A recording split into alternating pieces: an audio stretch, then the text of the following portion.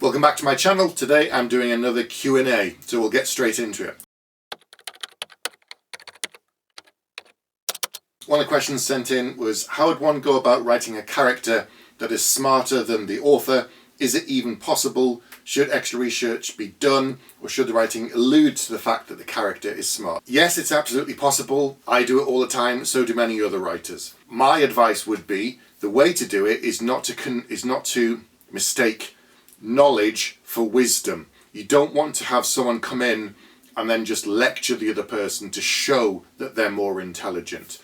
It could be that if you planted seeds in the story for some particular problem or some particular thing, and this person solves it by making a leap, then that would be one way to do it, but you have to plant the seeds. You can't just sort of say, oh, I worked this out. How? Oh, I just did because I'm so smart. That isn't enough. You have to give some clues or have them explain how they did the thing they got to that position. So if you think about all of your detective shows on television, there's always, in the modern thing, there's the ordinary cop and then there's the specialist, and that person has some kind of ability, some kind of thing that makes them a little bit smarter than everybody else or a little bit weird, and how they get to the thing makes sense, but there's always a leap.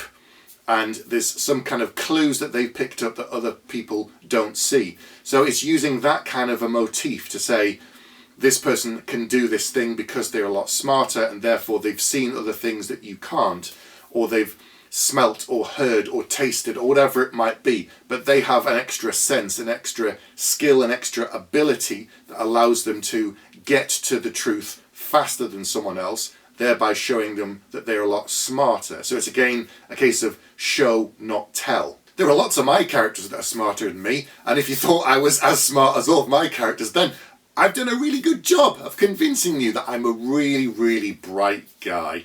I'm alright. But it's that thing of convincing the reader enough. You don't want to go into too much detail on anything, really, because I find that boring. Therefore, I don't write 600, 700, 800 page books where I lecture people or go into tons of information or tons of detail on anything. I'm more about the story and the characters and the world building. So it's dripping in enough information to convince the reader that there's a lot more behind the curtain. Whether or not there is up to you, but this is where test readers can come in and beta readers, and you can say to them very specific questions like, does this person feel smarter than everyone else? Does this work for you? Does it not work for you? So definitely get feedback if there's something very specific you're going for with the character to make them smarter than everyone else, and if not, just tweak it a little bit. The other way to look at it is it might not be intelligence, it might be a skill that they've learned over many decades that has given them deeper insight into something, a facet of society or whatever it might be. You know, in anything you watch or anything you sit down with friends, there's always someone who knows a bit more about something than you do. So for example, I used to do archery, and if I watch films with archery now, I'm always kind of watching and thinking, that's not quite realistic and that's not quite right. It's not intelligence, it's knowledge that I've picked up and a skill. So even if they're not pointing something out and saying that doesn't work or this isn't right and therefore I'm much smarter than you, it could be that they can say, you know, they're looking at something and saying this isn't right, and then they can tell you why. Another example, I'm currently reading Paladin's Grace by T. Kingfisher, and the main character in that is a perfumer, so her nose is very, very particular, and it's not a spoiler to say there's a killer in the book at one point, and they leave behind a very particular smell, and no one knows quite what it is, but she can start to break it down because her nose is her job, and disseminating smells and helping the authorities use that smell to try and track the killer. I know that it's not necessarily that she's more intelligent, but her skills have given her deeper insight into this to solve a problem. So the other question is, what is this person doing with their intelligence in your story? Why is it that it's so important that they're more intelligent than everybody else? What is it bringing to the story or the character or the plot or the world? So that's something else you need to interrogate. I'm not saying you shouldn't do it, absolutely you should, but what does it mean? How does it change the character? How does it change how other people respond and react to that character? The Big Bang Theory, of course, you know, Sheldon's this super brain. Think about how people react to him because he's so intelligent, but he's also incredibly emotionally distant. He doesn't know how to relate to people. And that's a common thing you get with some people that are so bright that they're almost detached from humanity because their brain is operating on a different level. So there's all these things you can fold into building the character, and therefore how they respond to the world and their friends and the environment and everything else around them. The next question was sent in by Nathaniel, and he's asked, how do you choose the setting for your book? Does the setting impact your story tremendously? And I went back and said, is this a fantasy world? And he said it is, that he's been coming up with the idea for the story for a number of years, and he's got some of the characters, but he's thinking it might be a flintlock fantasy, but also his original idea was very more medieval, and how does it impact the story? Okay, so how you come up with your story depends completely upon the individual. There's no right way to do it. Sometimes I start with a theme, sometimes I start with a character, sometimes it's an individual scene between two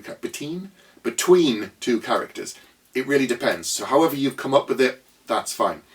As for the world, that has an enormous impact on everything, and the two are not separate, and they should not be.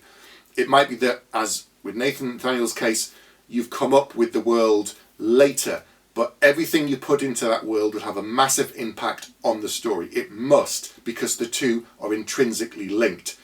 It's easier to talk about with some examples. R.J. Barker has done the Bone Ship series, the Tide Child trilogy, and in this world, all of the ships are made from the bones of dragons, because he's taken something out of that world. He's taken wood completely out of the world. There's no wood anywhere, so there's no wooden ships, and therefore what were they used to get about?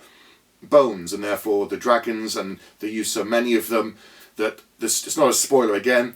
The first book starts with the idea of there's all these bone ships that, with pirates and other people operating, and the story begins with someone has sighted the first new dragon in a long time. So the potential, therefore, to get a lot more bones and build more ships, and there's a race to find this dragon and kill it.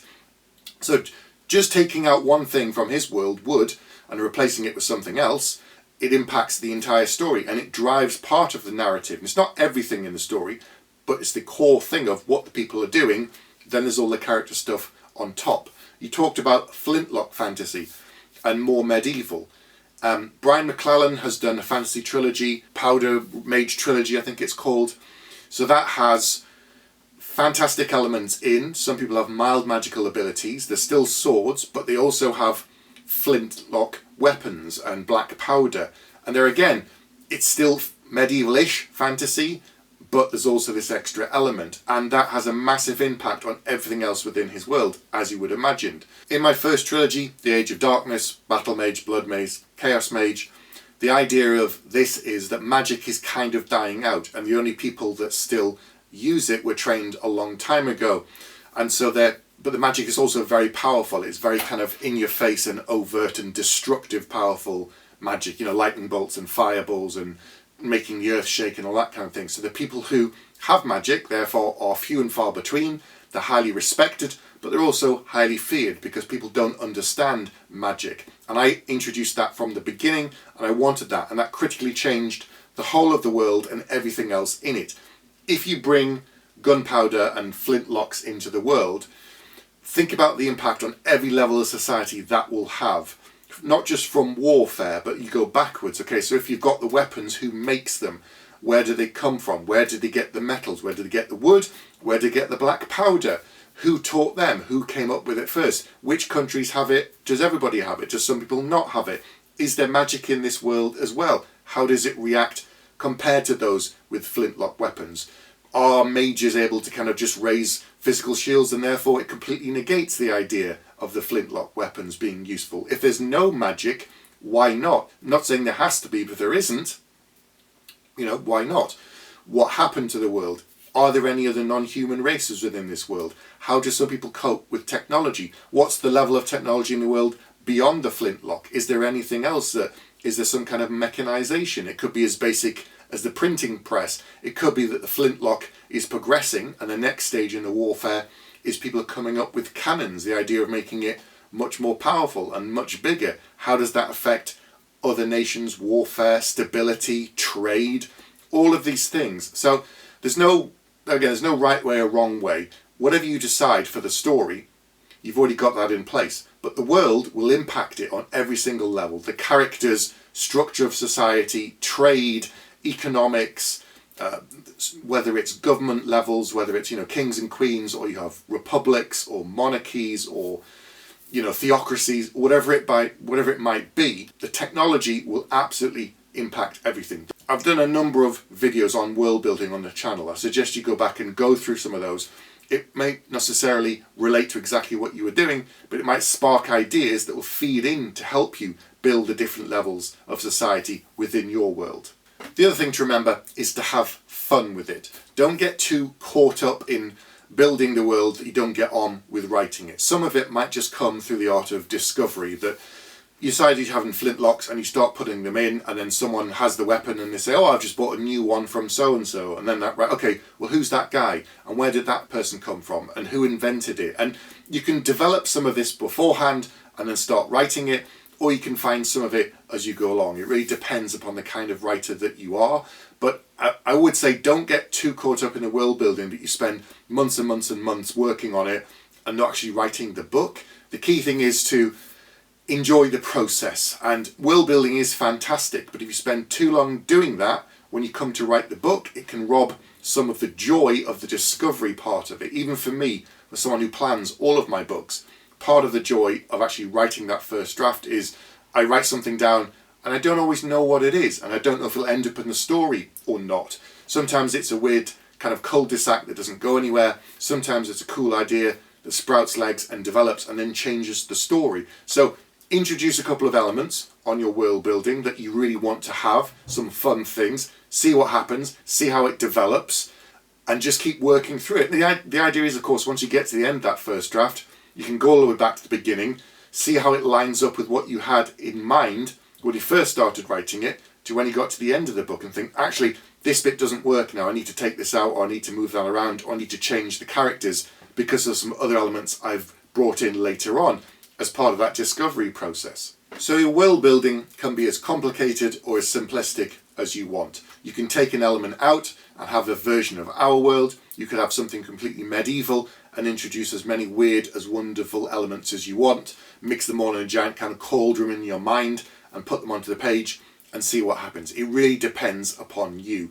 Peter McLean has just wrapped up his quartet, War for the Rose Throne. The final book was Priest of Crowns, and this is a similar world to ours. It's been described as Peaky Blinders with knives, and it's about a man who comes back from war, finds out that someone has taken over his territory. He was previously a gang leader whilst he's been away, and it's him fighting to regain the streets. And it's a sort of Edwardian level. There's no overt magic, but there's cunning people that kind of runs through it. That's a small part of the world building, but in addition to that, it's kind of politics and gangs and people with knives and swords, and it's that kind of level of technology. The world isn't massively complicated, but he does a really good character focused story because that's what he was focused on, the characters and how they relate to each other and the impact of war on the characters and so on. So you could have started with something like that if you want, and then add layers and see what happens, or throw everything in at the beginning and just go for it and have fun. Okay, that's all I'm going to talk about for today. I'll be back very soon with another video.